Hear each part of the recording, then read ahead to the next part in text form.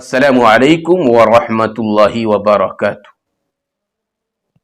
ام المؤمنین حضرت خدیجۃ الکبریٰ رضی اللہ تعالی عنہا نے جب اپنا سارا کا سارا مال پیغمبر علیہ الصلاۃ والسلام کی خدمت میں پیش کر دیا، ان کو ہدیہ کر دیا، ان کو ہبہ کر دیا، اپنے مال کا ان کو مالک بنا دیا، تو نبی کریم علیہ الصلاۃ والسلام کو اس مال سے بہت فائدہ پہنچا، بڑا نفع ہوا،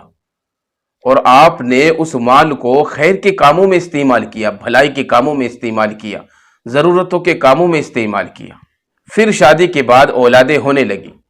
چنانچہ سب سے پہلے پیغمبر علیہ الصلاۃ والسلام کے یہاں بیٹا پیدا ہوا جس کا نام آپ نے قاسم رکھا، اور یہیں سے نبی کریم علیہ الصلاۃ والسلام کی کنیت ابو القاسم مشہور ہوئی۔ پھر بیٹیاں ہوئی، زینب، رقیہ، ام کلثوم، پھر بیٹا ہوا جن کا نام عبداللہ رکھا گیا، اور انہی کو طیب اور طاہر بھی کہا گیا۔ اللہ کی قدرت دیکھیے کہ اللہ کے نبی صلی اللہ علیہ وسلم کے یہاں جتنی بھی بیٹے پیدا ہوئے، جتنی بھی نرینہ اولاد ہوئی، وہ سب بچپن میں ہی وفات پا گئی۔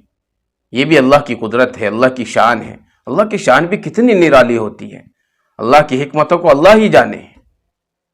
تو نبی کریم علیہ الصلاۃ والسلام کے ہاں جتنے بیٹے پیدا ہوئے، سب کے سب بچپن میں ہی وفات پا گئے۔ باقی آپ کی جو بیٹیاں ہیں 4،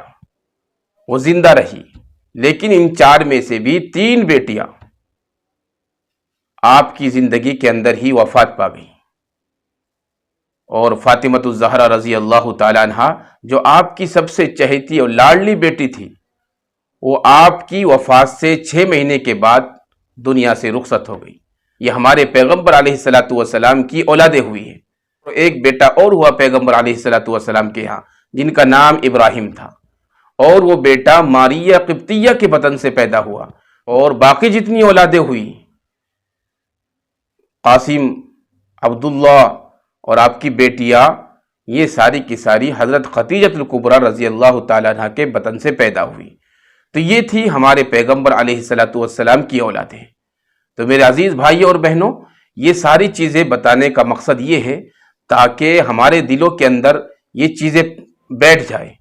اور ان چیزوں کا علم ہمارے پاس آ جائے، کیونکہ یہ ساری کی ساری جو چیزیں ہیں پیغمبر علیہ الصلاۃ والسلام سے جڑی ہوئی ہے، اور پیغمبر علیہ الصلاۃ والسلام کی محبت کا تقاضا یہ ہے کہ آپ کی زندگی سے جڑی ہوئی تمام چیزوں کا ہمیں علم ہونا چاہیے۔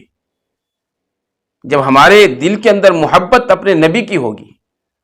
تو پھر ہمارے دلوں کے اندر جذبہ پیدا ہوگا اپنے نبی سے متعلق جانکاری حاصل کرنے کا۔ اس لیے میرے عزیز اور بھائی اور بہنوں، ان تمام چیزوں کو غور سے سنیں، محبت کی نظروں سے سنیں، اور ان کو اپنے دلوں کے اندر پیوست اور پیوند کریں، اپنے دلوں کے اندر بٹھائیں۔ یقین مانیے، یہی محبت کا جذبہ اگر ہمارے دلوں کے اندر پیدا ہو گیا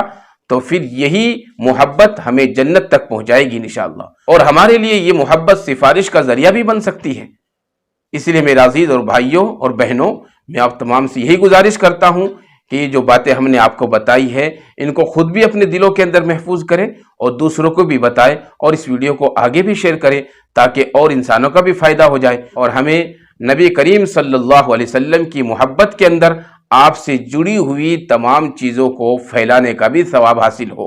اللہ تبارک و تعالیٰ سے دعا ہے کہ اللہ تبارک و تعالیٰ ہمارے دلوں کے اندر اپنے پیغمبر نبی علیہ الصلاۃ والسلام کی محبت کو پیوست اور پیوند فرمائے۔